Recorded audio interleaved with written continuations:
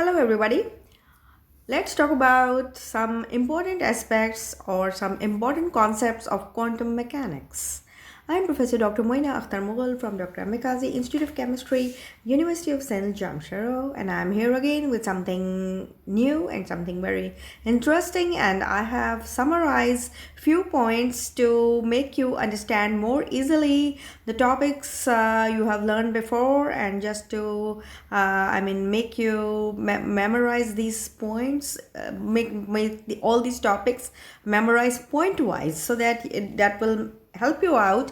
If you only been able to memorize them as I have just mentioned, you will be able to get good marks, I am sure, because I have done enough work on it, and you can easily memorize them and you will not feel any difficulty. I hope so. So let's start. Okay, let's talk about an orbital. A region in a space where probability of finding an electron is maximum is called an orbital. Okay, right. So we know that orbitals are different types, of course. Like s orbital, it is sphere in shape. It's like spherical. It's sphere in shape. Whereas p is having two spheres, but the spheres are tangent to each other, right? Okay, now maximum number of two electrons can be held by an orbital having a paired spins, when their spins are paired. Okay, fine. Now there is a new term, psi. Psi is a wave function, right? Describing orbitals. Simply, it's a wave function and describe orbitals. Fine. Okay, plus or negative or plus or minus may be the phase signs. These are the phase signs related with an orbital. Okay, well, yes, of course, we know it. Yeah, let's talk about molecular orbitals. Molecular orbitals is formed when atomic orbitals, they overlap among each other, right, and add up to form a molecular orbital. Okay, molecular orbital, likewise atomic orbitals, can have a maximum of 2 electrons if paired, or if have paired spins, right? Bonding molecular orbital is formed if atomic orbital possessing same phase sign react.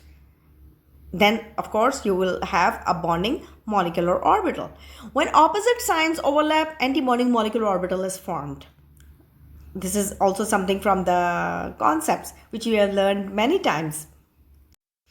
Okay, now I was talking about the orbitals. So anti-bonding orbital, there are bonding orbitals, there are anti-bonding orbitals. So anti-bonding orbital has greater energy as compared to the bonding orbital, right? Okay, now what is a node? Node. Node is a place where psi, that is wave function, equals to 0. This is called a node. Node is the region where psi, that is the wave function, equals to 0.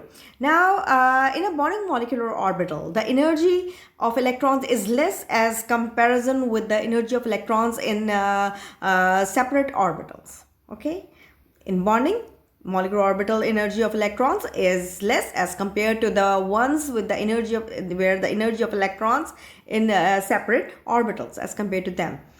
Okay, the number of molecular orbitals is always equals to the number of atomic orbitals adding up. For example, 2 atomic orbitals will give 1 bonding and 1 anti-bonding molecular orbital, right? This is also very interesting. Okay, when we hybridize 3p orbitals, okay, when we hybridize 3p orbitals with 1 s orbital, we are going to get what we give. It will give us 4 sp3 sp3 orbitals.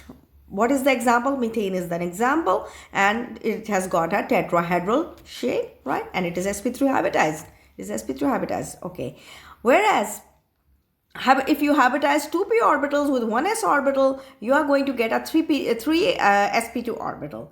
What is the example? Of course, ethene is the example, a well-known example. Ethene is an example, and it's trigonal planar. It has got a trigonal planar structure. Whereas if we talk about the third form, that is if you hybridize a 1p orbital with a 1s orbital, you are going to get 2 sp orbitals. And the example is ethine, of course, and it is I think it's very simple, and it's a linear molecule.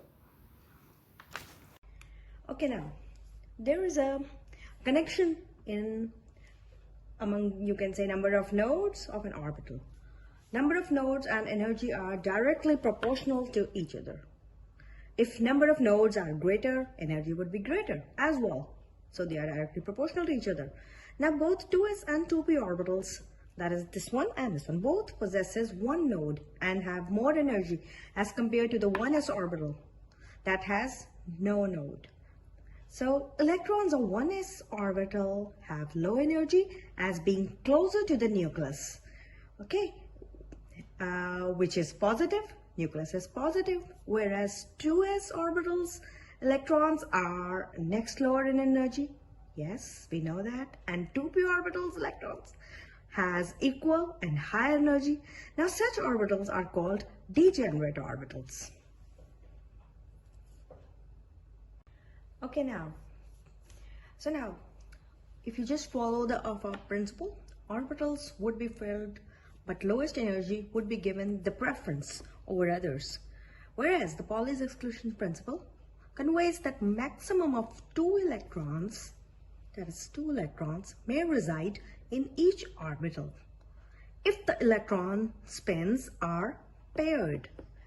Okay, we know electrons always spin around its own axis, right? And only 1 or 2 orientations are allowed to that electron. Now, what are orientations? Orientations are represented by arrows like this one or that one for single electrons, and for paired spin electrons by this one, right? And unpaired by these.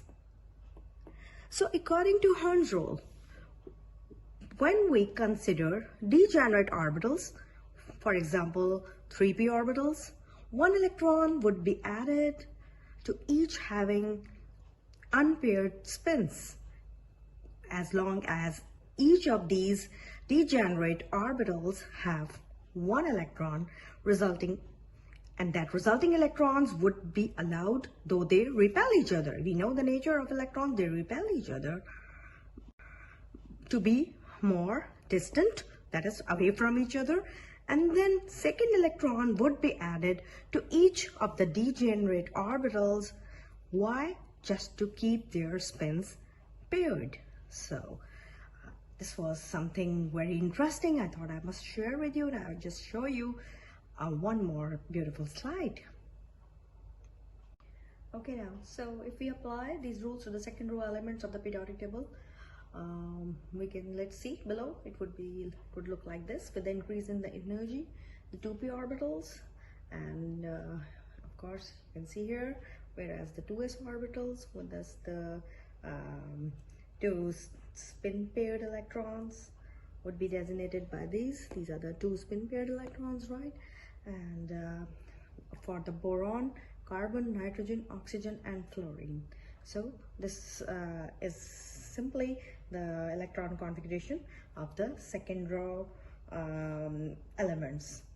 So I hope you will find this video interesting, and by looking towards all these aspects you will follow all these this interesting topic, and you will learn more, and you will now these rules would be, I mean, by applying the rules you would be able to understand more accurately, and your concept would be clearer. So see you now again with something new and interesting. So let's hope to meet again. Thank you.